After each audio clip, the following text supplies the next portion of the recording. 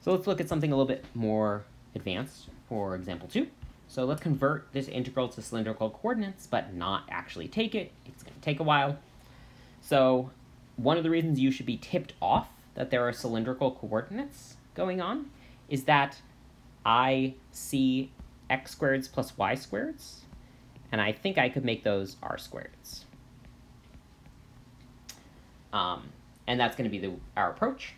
So I already know x squared plus y squared is the same as r squared in my coordinate system. And then I'm going to focus just on this outer 2 dx dy polar conversion to figure out what's going on. Okay, hopefully this will make sense. So in the xy plane, what do those outer functions look like? I want to go to polar. How do we do that?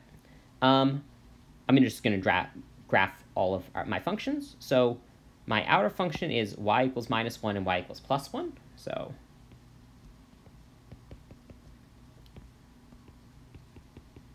those are from the outermost integral. My x integral, the dx coordinates, start at x equals 0. That's that line. And x equals the square root of 1 minus y squared. That is a semicircle. It's a positive half of a semicircle. It's the positive x half, so that's actually the right half of a circle of radius 1.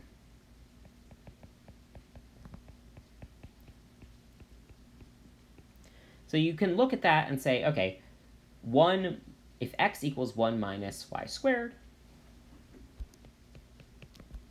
or square root of 1 minus y squared, then I know that that's coming from x squared equals 1 minus y squared, which is a circle.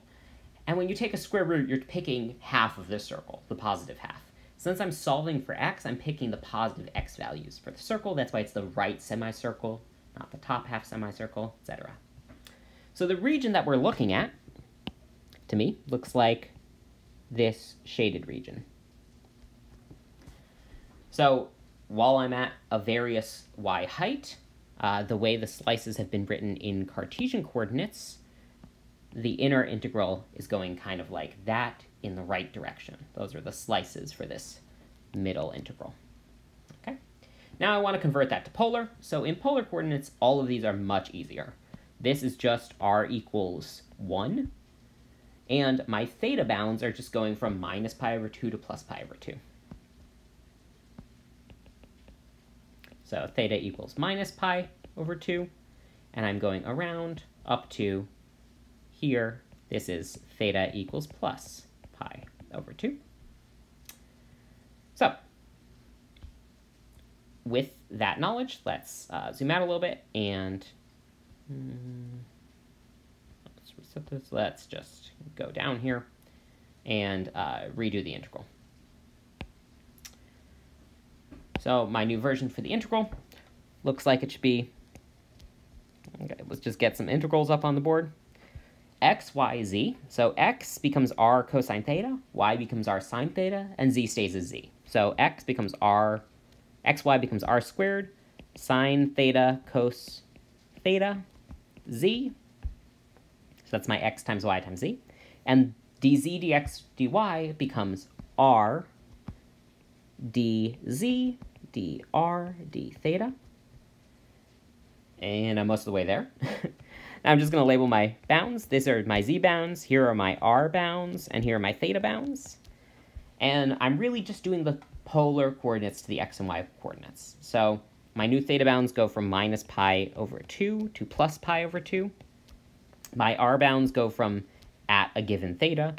I'm going to draw it up here. So if you're at one of these thetas, you start here and you go out to here. So you start at the origin and you go out to the circle. That means my r starts at 0 and goes out to r equals 1.